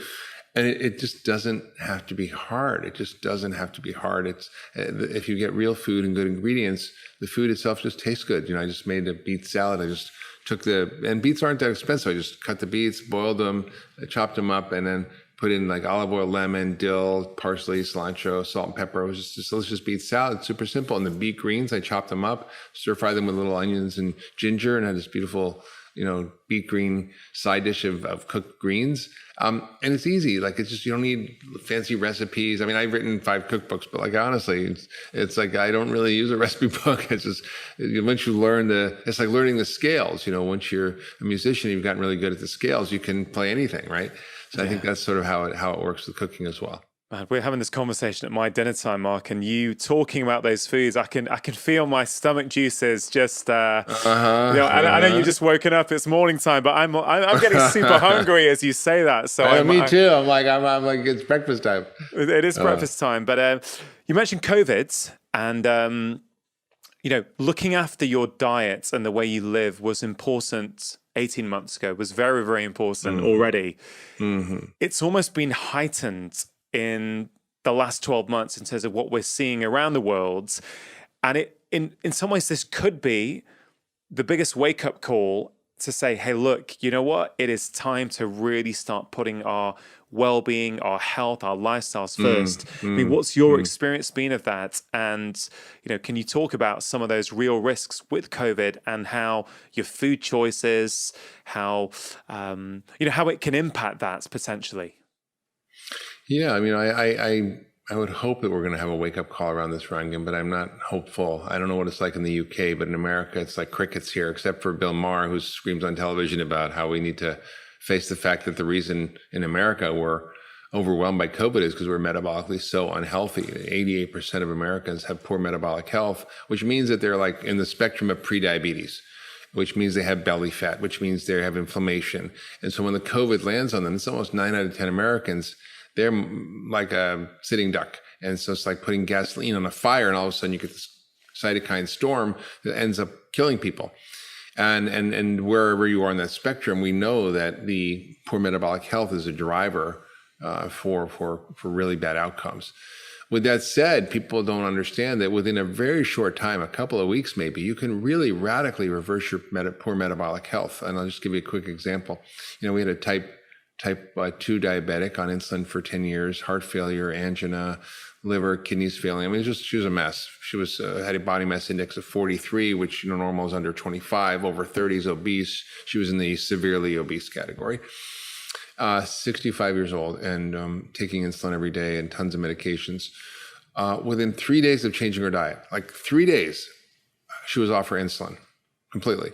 Within 3 months, she was off all her medications and her metabolic parameters were all normal in blood sugar, cholesterol, blood pressure, everything, kidneys, liver. And so it might take 30 years to get there. It can be very quick to get back. And even if you don't lose all the weight, I mean, if you're, for example, a gastric bypass patient and you have diabetes, you get your gastric bypass, within a week or so, your diabetes is gone. You're still very overweight because it takes a little longer to lose weight, but your diabetes is gone. So your metabolic health, level of inflammation, all can change very quickly in response to your diet. So I wouldn't feel discouraged if you have issues. I would double down on eating what we've talked about today on the show, the vegan diet, or just a similar whole foods philosophy approach, and it will have a profound effect on your immune system. I just wanted to touch on one of the principles is around habit change, one of the chapters, which is super interesting. And there's a few things in there I really liked, but one of the things that you wrote was friend power is more important than willpower. And you shared how at the Cleveland Clinic, how you guys use groups and how powerful that can be. And so, for people listening who have tried to change before, struggle to do it by themselves, I think this could be quite a helpful tip for them, right? Absolutely. I mean, I think, for years, I studied the minutiae of functional medicine. I was sort of a nerd about the biochemistry, the genomics, the physiology, the microbiome. And I just wanted to know every little aspect of our cellular functioning and all this sort of nerdy stuff. And I was really good at getting people healthy if they did what I tell them to do. But often, we know in medicine that half of people don't fill the prescriptions they get and half that don't take them. So, the doctor writes a prescription for a statin, 25% of the people take it and 75% don't. So that's not a good odds. And I think in medicine and nutrition and what we're doing, it's maybe even harder. So, I had this epiphany a number of years ago, well over 10 years ago, when I went to Haiti and met Paul Farmer, who was able to deal with TB and AIDS in one of the worst places in terms of healthcare and poverty in the world, Haiti, not by better drugs or surgery or technology, but just by the power of community. He called it accompaniment, and he trained thousands of community health workers to help each other, accompany each other to health and make sure they took their medications. Because we know how to cure TB and AIDS, or essentially treat them using the right cocktails and medications, but these people didn't have a watch, they didn't have running water, they didn't have often a place to be. I mean, so it was dealing with a lot of these fundamental, we call structural violence issues, the social, economic, and political conditions that drive disease. We see that in this country, with food swamps and food deserts. I'm sure it's like that in the UK too. And I think we have a tremendous sort of deficit of understanding how we really can get an environment that supports people to health. And so the big epiphany for me was, okay, I know how to change biology, but I'm going to fail unless I understand how to change behavior. And so I realized at the same time when Paul was treating infectious disease using this model, I was like, wait a minute. I said, wait a minute. Chronic disease is also contagious, right? Obesity is also contagious. You're far more likely to be overweight if your friends are overweight than if your family is overweight. We know that your social threads that connect you are maybe more important than your genetic threads in determining your health outcomes. We just know this from the science. So if that's true, if your bad behavior, it goes along with bad habits. In other words, if all your friends are, eating at McDonald's and smoking and drinking beer and having Coca-Cola, you're probably going to be doing the same thing. But if all your friends are, drinking green juices and going to yoga, well, you might be doing that. So there's a tremendous amount of peer pressure that we all are subjected to because we're social animals. It's how we live. We have to be social, or else we would die as humans. We're not like a wild lion that can roam around by himself or whatever and just eat whatever he wants. Like we're dependent on each other. And so what we know is that it's much more effective to use friend power than to use willpower when you want to change behavior, and particularly for chronic disease. So I kind of had this experiment that we did with this church in Southern California where we got 15,000 people to sign up for a 6-week healthy living program, sort of faith-based wellness program. And it was striking what happened. People just did so well. They lost, over the course of a year, they lost 250,000 pounds, probably like, I don't know how many stone that is, but it's a lot of weight. And I think we saw that the power of these community-based solutions was so massive. And it wasn't even an expert. They had these groups that they had in the church that were met every week to support each other. So they would meet in 6 to 8 people, and it would have these little learning sessions. And we just sort of substituted in the curriculum for the healthy living, and they support each other. They encourage each other. They held each other accountable. They had jogging for Jesus, they had like all kinds of stuff that they did to actually do stuff together. And that was an insight for me that I was like, wait a minute, this is how we have to change medicine.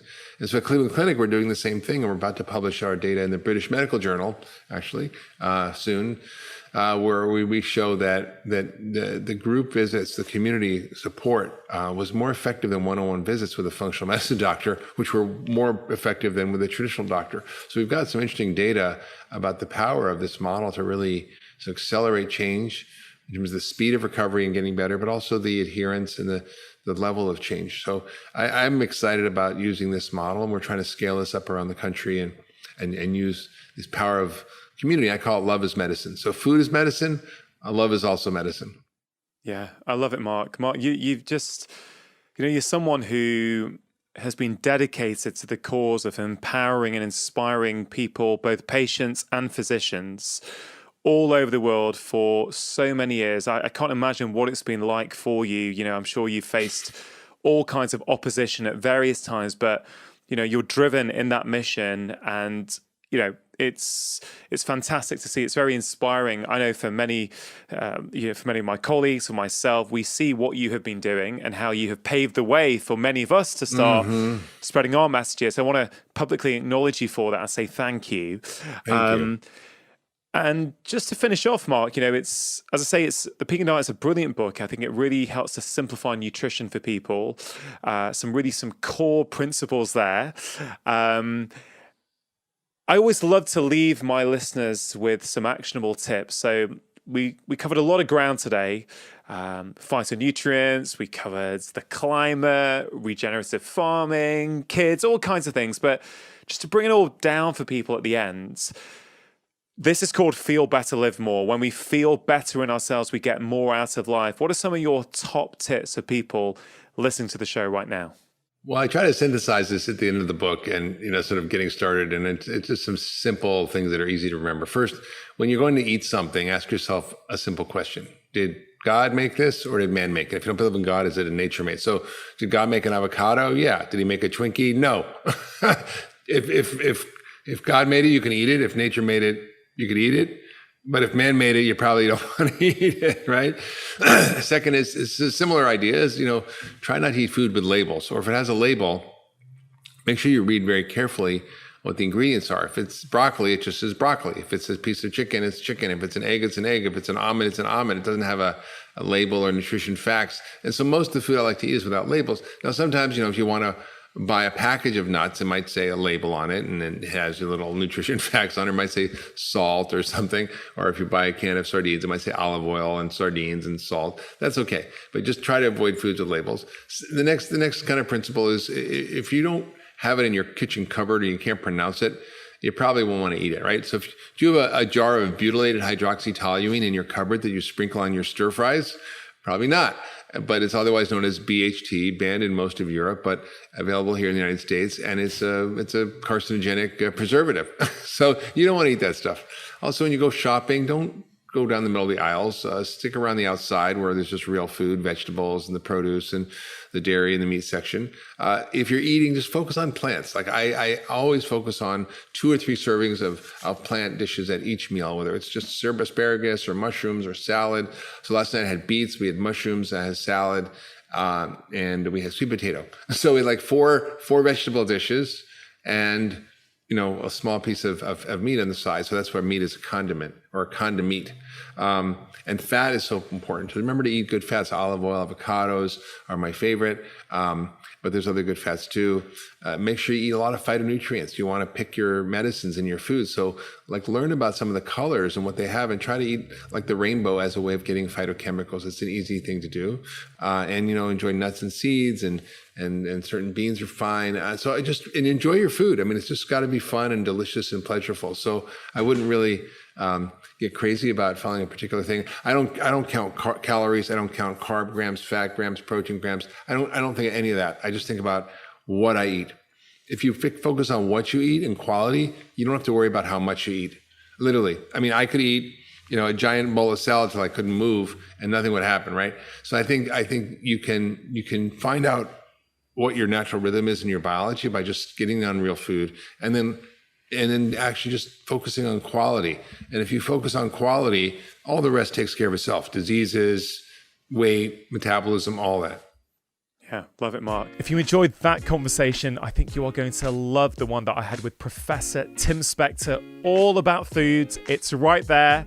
So give it a click and let me know what you think. If you snack a couple of hours before a meal, your metabolic response to that meal is poorer than if you didn't snack. Okay, just say that again, because I think that's really important.